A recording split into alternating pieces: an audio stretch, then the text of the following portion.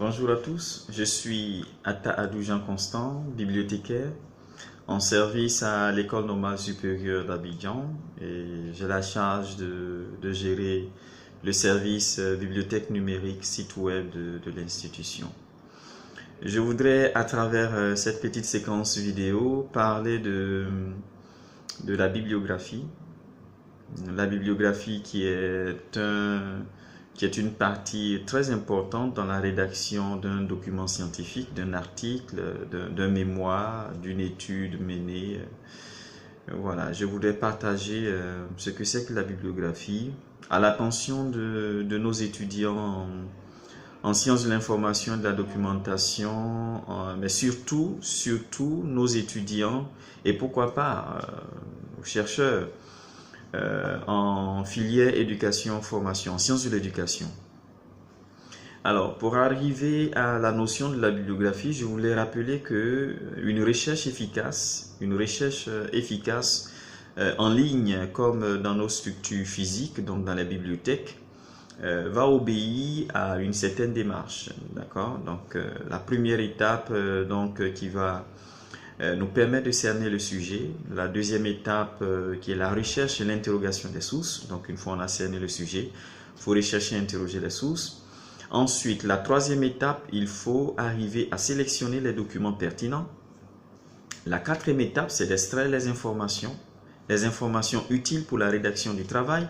Et ensuite, il faut traiter ces informations pour les rendre, n'est-ce pas, par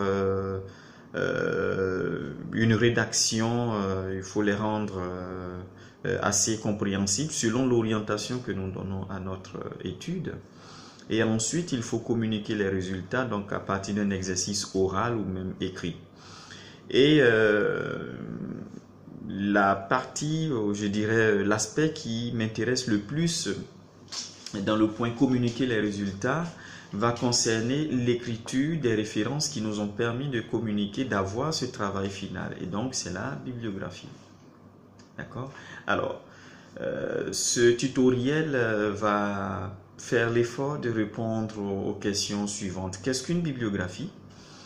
Et on entend souvent parler de normes bibliographiques. Alors, pourquoi les normes bibliographiques existent-elles et pourquoi est-ce qu'il faut s'inscrire dans une norme bibliographique dans l'écriture des références? Et pourquoi est-ce qu'il est important, effectivement, de les respecter? Voilà.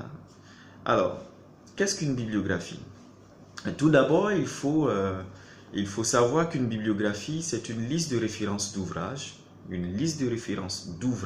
donc si vous voulez, de documents, sélectionnés selon une thématique et bien indiquée, et donc qui servira à traiter un sujet, soit à servir, qui servira à élucider un sujet, d'accord, une idée. Alors donc la bibliographie est présentée de façon alphabétique et selon une organisation basée soit sur le type de document, donc nous pouvons organiser la bibliographie selon les livres consultés, selon les thèses consultées, selon les sites web, les DVD, etc.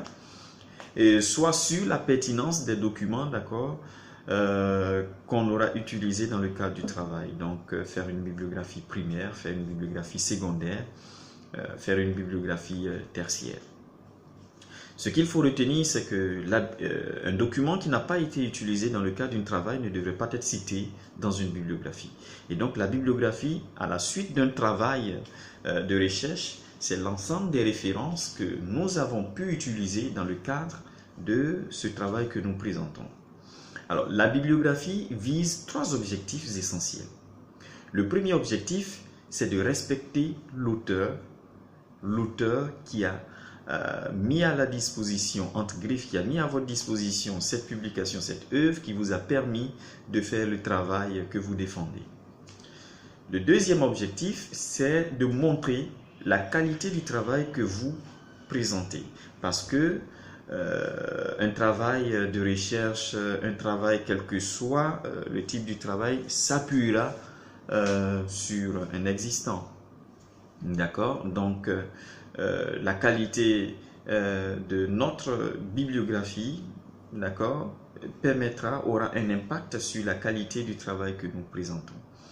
Et le troisième objectif donc de la bibliographie, c'est de pouvoir identifier c'est de pouvoir identifier, n'est-ce pas, le document sur lequel nous nous sommes appuyés pour présenter le travail à l'ordre du jour. En fait, voilà. Donc, vous donnez la possibilité au lecteur de pouvoir se référer au document primaire, donc pour vous, par rapport au travail que vous faites, au document primaire pour vous qui vous a permis de faire ce travail. Donc, au document source, c'est très important. Alors donc, une bibliographie va respecter des aspects de processus d'écriture, d'accord, donc de l'éthique de l'auteur au choix du mot et se traduit justement dans la structuration, n'est-ce pas, de la constitution de cette référence. Pour être plus simple, une bibliographie s'écrit selon des règles. Une bibliographie s'écrit dans un schéma, dans une structuration, et c'est ce qu'on appelle la norme. Et donc, toute écriture de référence bibliographique va logiquement, d'accord, scientifiquement, obéir à une norme. D'accord. Alors, qu'est-ce qu'une norme bibliographique? Nous arrivons à la deuxième question. D'accord. Qu'est-ce qu'une norme bibliographique? Alors, une norme bibliographique est constituée de règles éditoriales. Une norme bibliographique est constituée de règles éditoriales, donc qui spécifient l'ensemble des éléments donc relatifs à la présentation d'un manuel. Alors, le manuel, ça peut être un article, d'accord, un article d'une revue, d'accord. Donc, la mise en page. Comment est-ce que nous faisons la mise en page de l'écriture de la référence bibliographique? Et comment est-ce que nous structurons le texte, le style d'écriture, la syntaxe, les citations dans le texte, les références bibliographiques, tableaux, etc.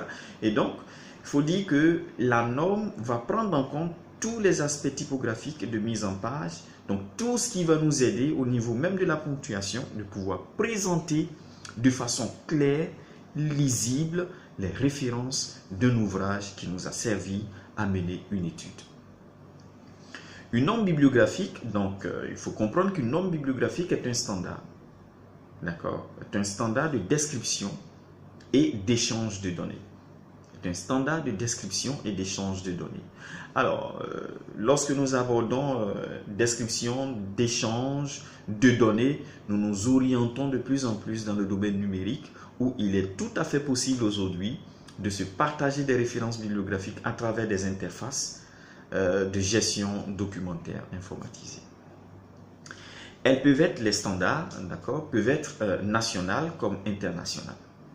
Alors, au niveau international, certaines normes bibliographiques se distinguent au niveau international et selon les domaines de connaissances aussi. Donc, il faut comprendre tout de suite que selon les domaines de connaissances, il y a des normes bibliographiques qui ont été adoptées et donc qui s'appliquent lorsque vous avez une publication à faire dans ce domaine de connaissances. Et donc, aujourd'hui, vous avez l'ISBD, International Standard Bibliographic Description, l'ISBD.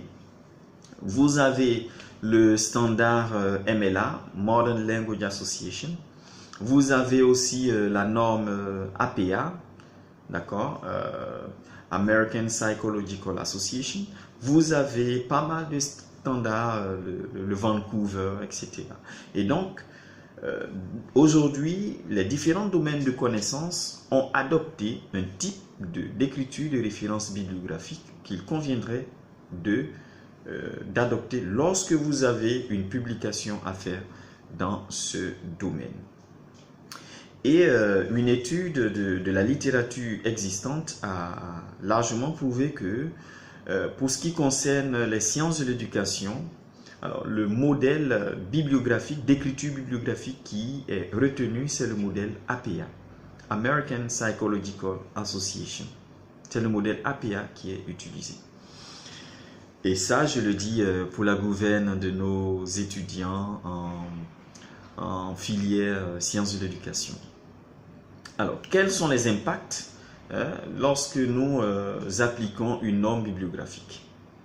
Une norme bibliographique constitue implicitement, ce qu'il faut retenir, c'est qu'une norme bibliographique constitue implicitement l'identité ou l'appartenance à une communauté scientifique, puisqu'elle est constituée en grande partie par celle-ci. Et donc, généralement, c'est la communauté scientifique qui décide d'adopter ce style d'écriture des références bibliographiques parce qu'elle se sent mieux, parce qu'elle représente au mieux la façon de présenter les références d'un ouvrage.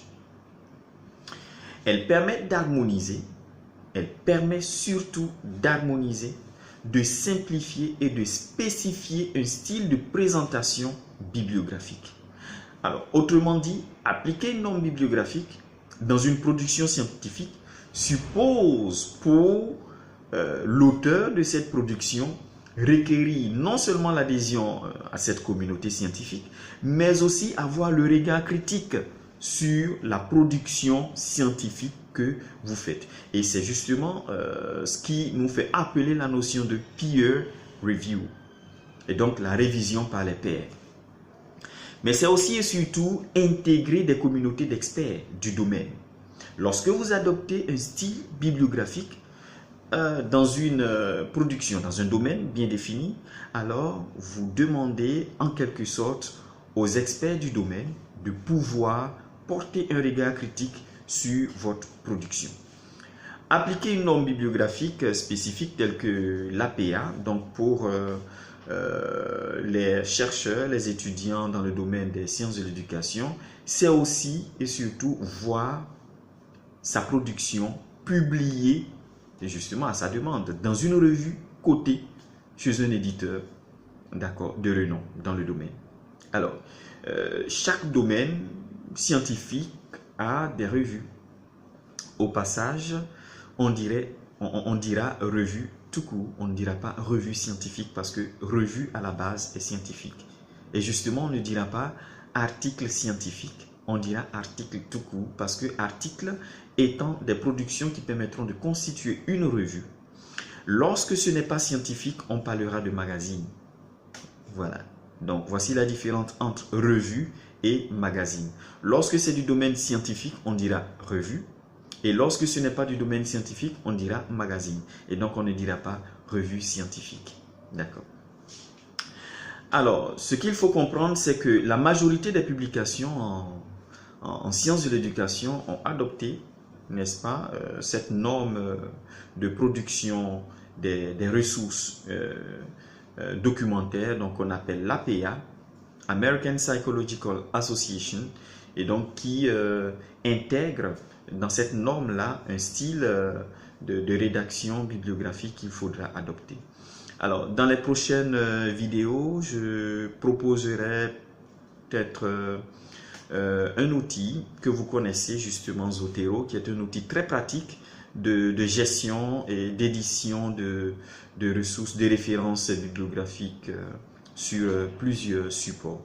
Je vous remercie de votre attention et n'hésitez pas à apporter des commentaires, des contributions sur cette vidéo. Merci.